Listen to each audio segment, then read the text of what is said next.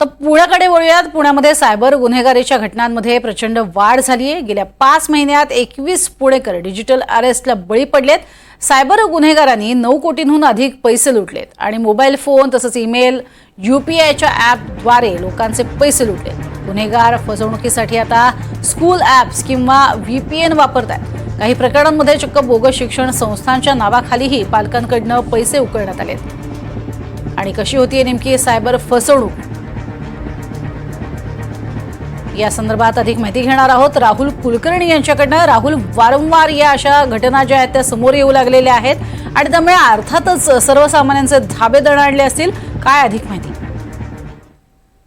एक असा व्हीपीएनचा ऍड्रेस वापरला जातो आहे की जो पोलिसांना ट्रेस होऊ नये आणि म्हणून ती पोलिसांच्या दृष्टीने थोडीशी डोकेदुखी आहे। 4 पद्धतीनं हे सायबर गुन्हेगार काम करतात आणि पुन्हा बघा की आपल्या पोलीस दलाची प्रतिमा लोकांच्या मनात काय आणि ती सुधारणं का गरजेचं आहे।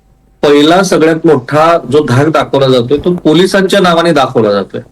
म्हणजे कुठल्या तरी मोठ्या पोलीस अधिकाऱ्यांचं नाव घ्यायचं किंवा जे क्रोमा असतो मागच्या बाजूला हिरवा पडदा उभा करायचा आणि त्याच्यावरती ते व्हिडिओ कॉल करायचे। म्हणजे मागं क्रोमा झाला की तुम्हाला पोलीस स्टेशन कुठलंही जगातलं उभा करता येतं, सर्वोच्च न्यायालय उभा करता येतं।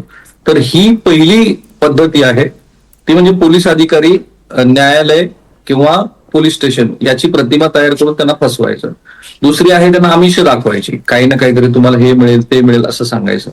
तिसरं आहे तो म्हणजे अशा पद्धतीचं वर्तन करायचं की ज्यामुळे कुठली तरी फिशी लिंक येईल ज्याच्यातून तुम्हाला ह्या गोष्टी करायच्या त्या गोष्टी करायच्या, तुमचा आधार लिंक झालेला आहे, बँकेतनं बोलतोय म्हणायचं। मग ती लिंक एकदा तुम्ही ओपन केली की तुम्ही अडकता। आणि अशा पद्धतीनं 21 लोकांना 9 कोटी रुपयाला फसवलं गेलं आहे। म्हणजे गुन्ह्याची व्याप्ती किती मोठी आहे बघा। साधारण आपण त्यांचा जर ऍव्हरेज काढला तर प्रत्येक व्यक्ती 50-1 लाख रुपयाला फसला जातोय असं दिसतं आहे आता। आणि गेल्या वर्षाच्या तुलनेमध्ये मधल्या काळामध्ये केंद्र सरकारने बरेच प्रयत्न केल्यानंतर, राज्य सरकारनं सुद्धा प्रयत्न केल्यानंतर फसवणुकीचं प्रमाण कमी व्हायच्या ऐवजी ते वाढतच चाललेलं आहे। आणि ही धोक्याची घंटा आहे, कारण आता ह्या प्रकरणाची व्याप्ती थेट अंबाजोगाई कोल्हापूर पर्यंत गेली असतानाच पुण्यामध्ये मात्र ते नंबर्स वाढत आहेत। आणि आपल्याकडचं मनुष्यबळ सायबर विभागात एवढं कमी आहे की रोज 40 तक्रारी येत आहेत पुणे शहरामध्ये सायबर फसवणुकीच्या।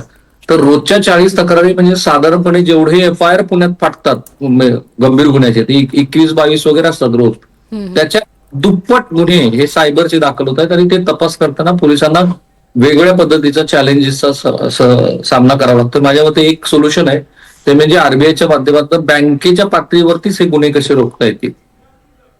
नक्कीच, आणि त्या दृष्टीनं प्रयत्न करणं हे अर्थातच मोठं आव्हान असणार आहे पोलिसांसमोर सुद्धा। तुर्तास धन्यवाद या संपूर्ण माहितीसाठी राहुल।